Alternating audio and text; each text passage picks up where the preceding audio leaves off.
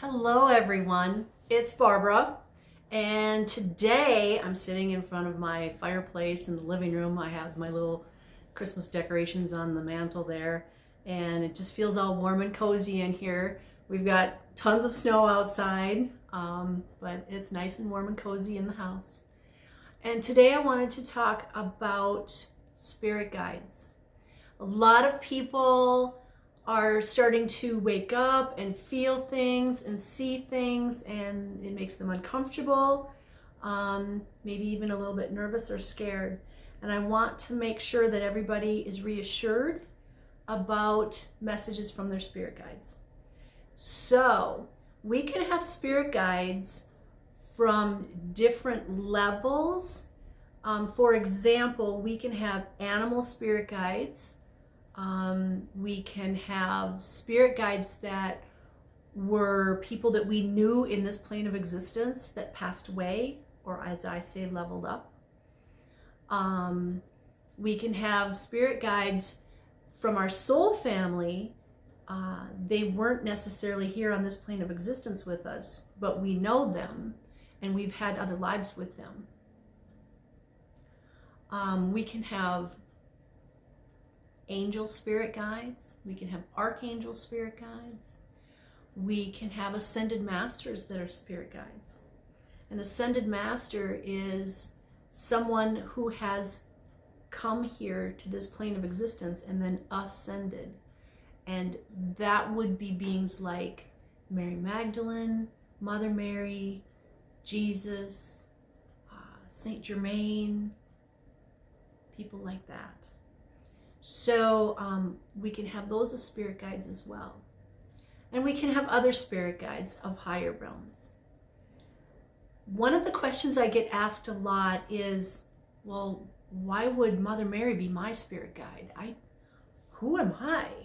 Do I deserve that? And the answer is yes, you do. You are a beautiful, important being that just happens to be in a human suit in this 3D reality. You probably don't know who you are and how important you are, but you need to know that you are important and you are somebody. We're all somebody, and we are important. We're here to do big things, whether we know it or not. Sometimes it's just being here is our mission. Sometimes it's saying the right words to another person, and that's our whole mission. It doesn't have to be something absolutely, astounding and world-changing in the mass media. It could be just something like you whisper in somebody's ear, yeah, you can do it. And then that person goes on to do great things, but they couldn't do it until you whispered in their ear. So we have all these different spirit guides, and they give us messages all the time. I don't mean, once or twice or 3 times in your lifetime. I mean all the time. And they can't do anything to help you unless you ask. So we've heard over and over again, what you put out there, you get back.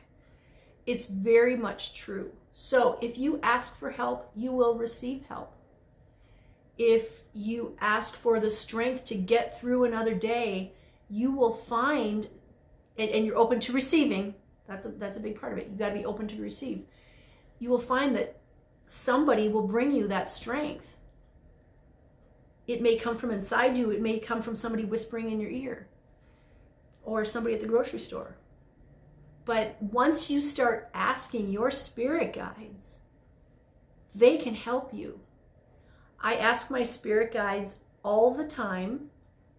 I mean all the time, over and over, every day, whether it's give me the strength to get through this day, or, I'd really like a parking spot up close to this building that I'm going to in Minneapolis. I have a story. My son passed away last year, and he is my most amazing spirit guide, and I'm so grateful. And he has blessed me with so much in the past year and a half. So here's my story about Alex. I drove his car after he left for about a year, and one of his really good friends wanted to buy his car as soon as he turned 16. So I said yes, and that gave me time to get another car for me. And my son was big into cars. Me, not so much. You know, I just need something functional to get from point A to point B. And I kept saying, Alex, you got to pick out my car. And I have faith that you're going to pick out the perfect car for me. And I kept saying this for a year. Thank you, Alex, for picking out the perfect car for me. I know you got my back. I know it'll be the perfect car.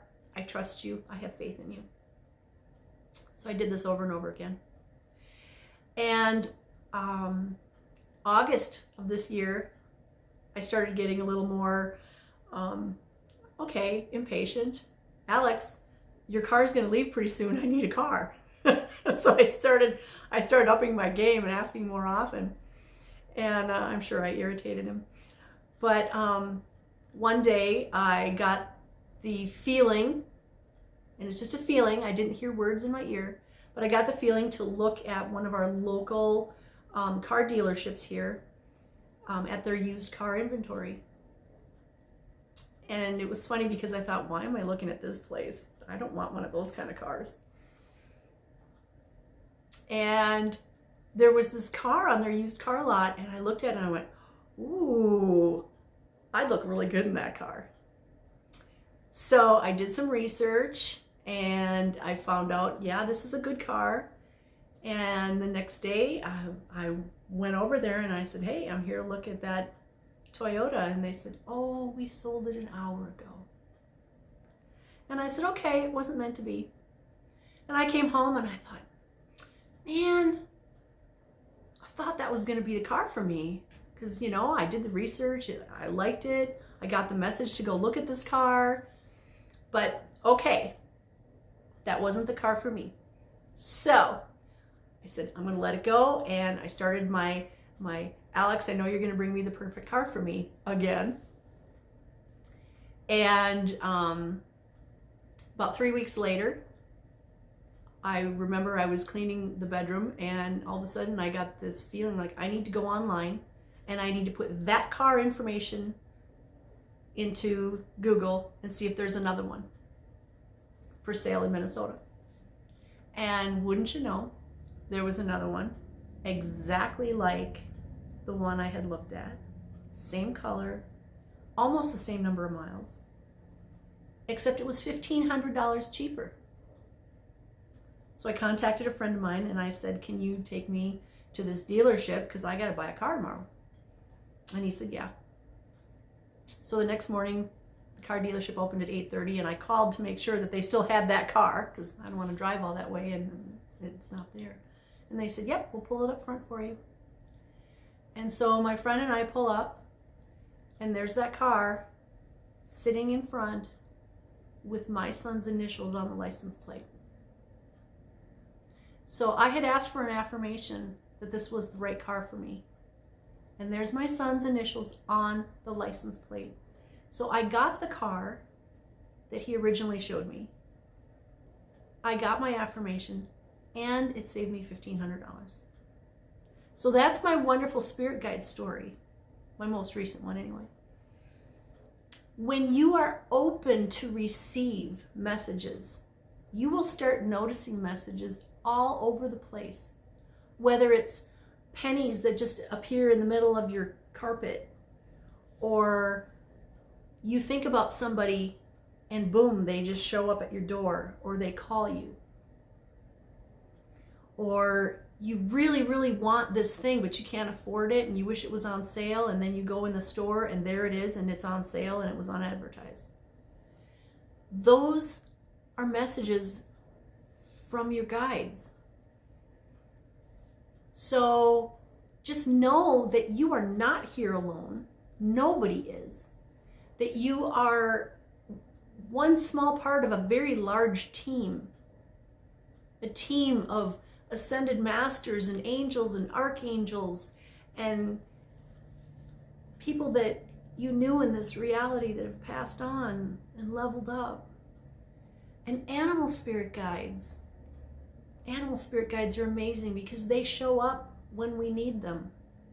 Whether it's a dog or a cat or a horse or a buffalo or a rabbit. We also have guides that are unicorns and dragons. A lot of people think those are mythological creatures. They're not. They're just in a higher dimension.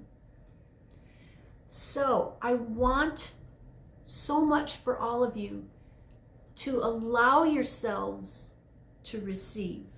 Receive messages. Ask for one small message today. Just one small message. Then be patient. Patience is a huge part of it. And receive. And just know that your spirit guides have your best interest in mind. So whatever that small thing is that you are asking for, start asking. And keep in mind that size doesn't matter out there. It matters here in 3D, but not out there. So if you ask for a parking space, that's no different than a house. But always ask for the perfect whatever for you. So if it's the perfect job for you, the perfect home for you, the perfect mate for you, the perfect dog for you, always ask for the perfect one for you. Not the perfect one for you. Because the perfect one for you is different than the perfect one for me. Okay?